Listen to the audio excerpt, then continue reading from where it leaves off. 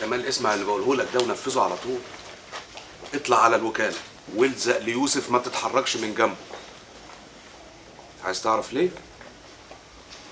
هقول لك. فاكر ال 2 مليون جنيه اللي اتسرقوا منك؟ مع يوسف اخوك. وعرفت المعلومه دي منين؟ ايه؟ طب خلاص لما اشوفك بقى. شكلك كده مش عارف تتكلم. على فكره قضيه الشيك اتحكم فيها. ابوك خد له 3 سنين مع الشغل والنفاذ. يعني هو ممكن يتعبنا شويه لو قدم طعن بالتزوير. لا هي مساله وقت. المحامي طمني ان شاء الله القضيه مضمونه.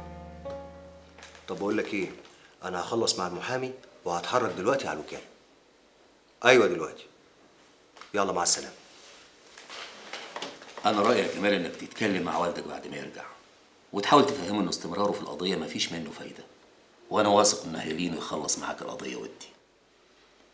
لما نشوف الاول هيرجع ولا لا.